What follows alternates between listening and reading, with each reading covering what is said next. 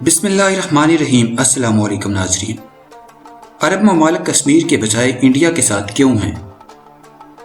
Indian وزیر اعظم نریندر مودی کے دورہ متحدہ عرب امارات میں ایک بات کھل کر سامنے آئی ہے، اور وہ یہ ہے کہ عرب ممالک کے لیے کشمیر سے کہیں زیادہ اہمیت انڈیا کی ہے۔ ویڈیو کی تفصیل میں جانے سے پہلے حسب معمول نئے آنے والے دوستوں سے گزارش ہے کہ پہلے ہمارے چینل کو سبسکرائب کریں اور ساتھ میں بیل کے نشان کو دبائیں۔ اس ویڈیو کو لائک کرنے کے ساتھ ساتھ کمنٹ باکس میں اپنی قیمتی آراء سے ہمیں ضرور آگاہ کریں۔ انڈیا نے جب سے اپنے زیر انتظام کشمیر کی خصوصی آئینی حیثیت والے آئین کی آرٹیکل 370 کو ختم کیا ہے، تب سے کشمیر دنیا بھر کی توجہ کا مرکز بنا ہوا ہے، جبکہ دوسری جانب پاکستان اپنی امیدیں مسلم دنیا سے وابستہ کیے بیٹھا ہے کہ وہ اس مسئلے پر کشمیریوں کے لیے آواز بلند کرے۔ کشمیر کو انڈیا اور پاکستان کے درمیان کا دو طرفہ مسئلہ تصور کیا جاتا ہے، تاہم اقوام متحدہ کی سلامتی کونسل میں جب اس مسئلے پر بات ہوئی تو دنیا بھر میں آباد کشمیریوں میں بالخصوص یہ امید جاگی کہ اب ان کی بات کو بین الاقوامی پلیٹ فارم پر اٹھایا جائے گا۔ انڈیا میں حزب اختلاف کے اہم رہنما راہل گاندھی مختلف پارٹیوں کے کئی دوسرے رہنماؤں کے ساتھ کشمیر گئے، لیکن انہیں سری نگر ہوائی اڈے سے ہی واپس بھیج دیا گیا، اور واپسی پر انہوں نے کہا کہ کشمیر میں حالات ٹھیک نہیں ہیں۔ اسی اثناء میں انڈیا کے وزیر اعظم نریندر مودی کا متحدہ عرب امارات میں نہ صرف پرتپاک استقبال کیا گیا اور انہیں سب سے بڑے شہری اعزاز زید میڈل سے نوازا گیا، بلکہ انڈیا کے بابائے قوم مہاتما گاندھی کی پیدائش کی 150 سالہ تقریبات کی مناسبت سے ان کے احساس میں ڈاک ٹکٹ کا اجرا بھی کیا گیا۔ اس سے یہ بات واضح ہو گئی کہ مشرق وسطیٰ یا عرب دنیا کے لیے کشمیر سے کہیں زیادہ اہمیت انڈیا کی ہے، جہاں تک کہ متحدہ عرب امارات کے ولی عہد محمد بن زید ال نہیان نے ابوظہبی کو نریندر مودی کا دوسرا گھر بھی قرار دے دیا۔ اس بابت جب بی بی سی نے سعودی عرب میں انڈیا کے سابق سفارتکار تلمیس احمد سے بات کی تو انہوں نے کہا کہ کشمیر کے مسئلے کے بارے میں مغربی ایشیا کے ممالک کا مجموعی تاثر یہ ہے کہ یہ انڈیا اور پاکستان کا باہمی معاملہ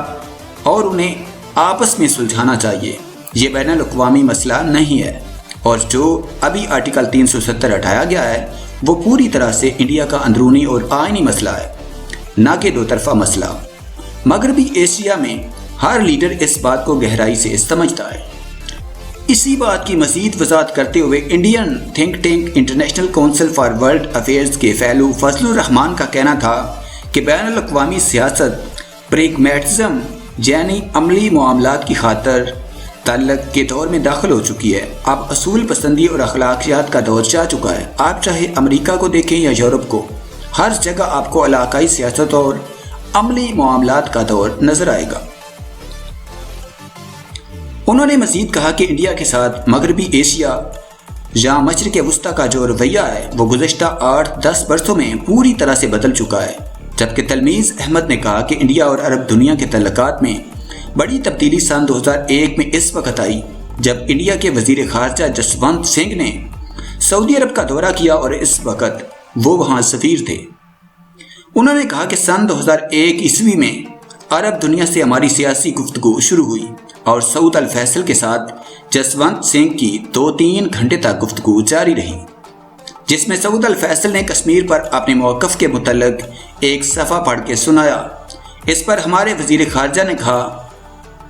کہ ہم آپ کے ایک بھی جملے یا فکرے سے اختلاف نہیں رکھتے۔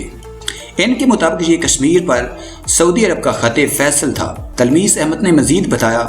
کہ اس وقت سے انڈیا اور سعودی عرب کے دو طرفہ باہمی تعلقات کی ابتدا ہوئی،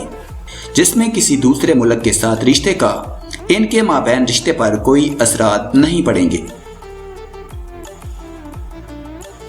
اس رشتے کی گرمی سن 2006 میں مزید دیکھی گئی جب سلطان عبداللہ بن عبدالعزیز انڈیا کے یوم جمہوریہ کے موقع پر مہمان خصوصی بنائے گئے اور رواں سال شہزادہ ولی عہد محمد بن سلمان نے انڈیا کا دورہ کیا۔ تلمیس احمد نے انڈیا اور عرب دنیا کے رشتے کے بارے میں مزید بتایا کہ شروع میں دونوں ممالک کے درمیان توانائی اور معاشی تعاون پر زور تھا، لیکن سن 2010 کے بعد وہ بدل گیا اور ریاض سے ایک स्ट्रेटेजिक शराकत का ऐलान हुआ। इनसे जब पूछा गया कि क्या इसके बाद पाकिस्तान के साथ अरब ममालिक के रिश्ते कमज़ोर होने लगे, तो उन्होंने कहा कि खारजा अमूर में ऐसा नहीं होता कि एक से अगर रिश्ता जोड़ा तो दूसरे से तोड़ लिया। मगरबी एशिया में जो ममालिक हैं, इनके साथ पाकिस्तान का रिश्ता एक अरसे से है, लेकिन इसकी बुनियाद मुख्तलिफ है। ये सर्द जंग में शराकतदार थे, अफगानिस्तान के जिहाद में शराकतदार थे, तालिबान को बढ़ाने में पार्टनर थे, और अब जो अफगानिस्तान में अमन मुआहदा हो रहा है इसमें भी पार्टनर है, और पाकिस्तान के साथ फौजी तावन बढ़ाना चाहते हैं, लेकिन इसका इंडिया से कोई लेना देना नहीं है। और उन्होंने इंडिया के साथ जो रिश्ता कायम किया है इसमें तवानाई, इक्तिसादी तावन, स्ट्रेटेजिक तावन और दहशतगर्द मुखालिफ कार्रवाइयों में तावन शामिल है। दूसरी जानब फजलुर रहमान का कहना था कि अरब ममालिक और इंडिया के तल्लुकात के दो अहम अज्जा हैं, एक इक्तिसादी और दूसरा दहशतगर्दी के खिलाफ जंग, और दोनों में इंडिया का ग्राफ बढ़ता हुआ नजर आ रहा है। जब इनसे कहा गया कि पाकिस्तान का अपना ये मौक़िफ़ है कि वो खुद ही दहशतगर्दी का सबसे बड़ा शिकार है, तो उन्होंने कहा कि दुनिया का ये कहना है कि आप इसका शिकार हो सकते हैं, लेकिन आप इस बात से रूगर्दानी नहीं कर सकते कि आप इसके खिलाफ जंग के मुतल्लिक़ संजीदा नहीं हैं। दूसरी बात उन्होंने ये कही कि पाकिस्तान का इक्तिसादी ग्राफ इतना गिरा है कि अब अरब ममालिक, खासकर सऊदी अरब और मुत्तहिदा अरब अमारात को पाकिस्तान बोझ लगने लगा है। पाकिस्तान की खारजा पॉलिसी के साथ इनके इख्तलाफात खुलकर सामने आने लगे हैं। मशरिक़ वस्ता के ममालिक में ये तासर है कि जो पाकिस्तान पहले खुलकर इनका साथ देता था, लेकिन इसने यमन, शाम, जहाँ लबनान में इनका खुलकर साथ नहीं दिया, यहाँ तक कि जब यमन में फ़ौज मांगी गई तो इनकार कर दिया।